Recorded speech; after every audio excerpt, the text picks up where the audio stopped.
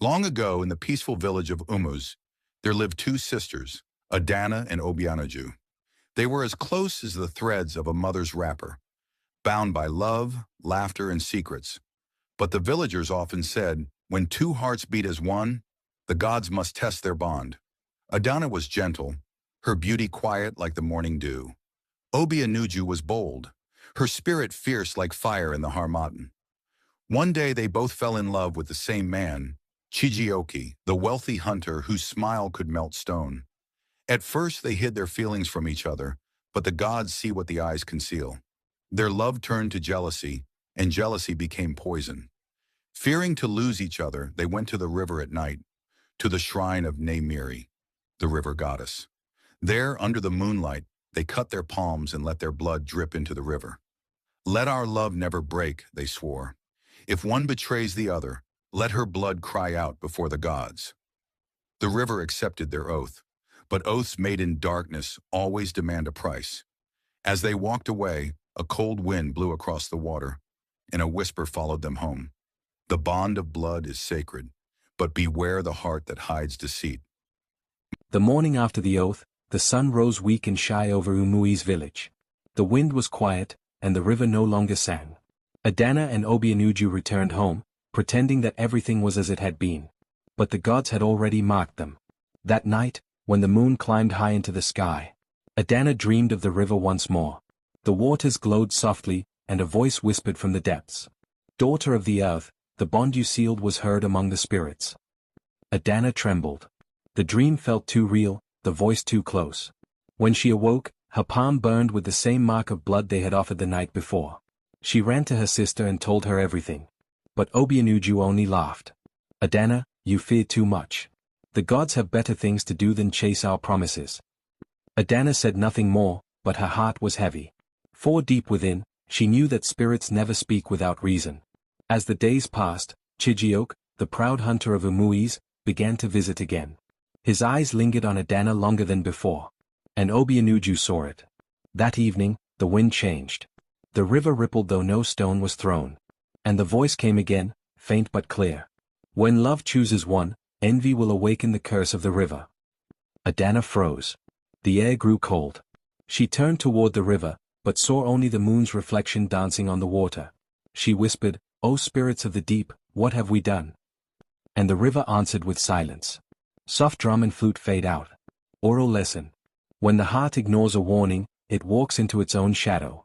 The voice of truth often comes softly, but only the humble can hear it. From that night, Adanna could no longer sleep.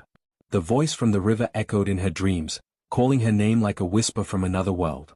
Adanna, the blood that was shed must be answered.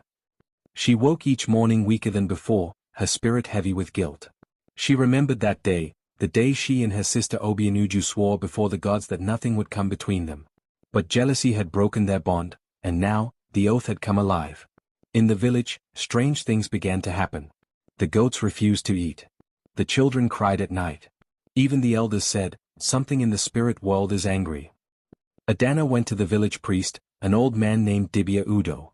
He listened and nodded slowly. "Child," he said, "you broke a covenant sealed by blood. The river goddess only calls those she still loves. If you do not answer, she will take what she gave."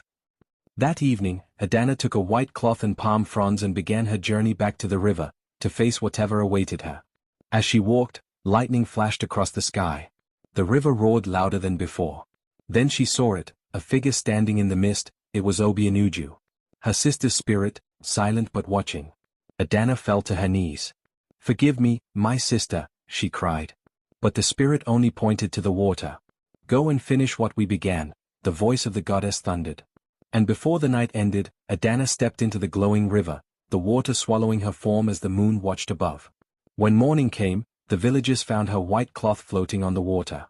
The river was calm again. Some said she had joined her sister in peace, others said the goddess took her as her messenger. But every year, when the moon shines over that river, women say they still hear two voices singing, the sisters, together once more. When the river grew quiet again, the villagers thought it was over. But one night, a hunter named Okoro went to the river to fetch water, and there, in the moonlight, he saw something shining beneath the surface. It was a bracelet. Obianuju's bracelet. The same one she wore the day she disappeared. He ran back to the village shouting, "The sisters have returned." The elders gathered and poured libation by the riverbank. As the wine touched the water, a soft voice was heard, two voices, singing together. "The oath is fulfilled, the bond restored." That night, Dibia Udo spoke to the people. Obianuju did not die in anger. Her spirit waited, so her sister could find peace. Now, both souls rest with the river goddess, keepers of love and truth. From that day, the river became sacred. No one fetched water there without prayer. And every full moon, the women of the village sang a song for the sisters who taught the world that jealousy destroys, but forgiveness heals. And so ended the tale of Adanna and Obianuju, the blood sisters. Moral of the story: love without envy brings peace. Oaths made in truth live forever in harmony.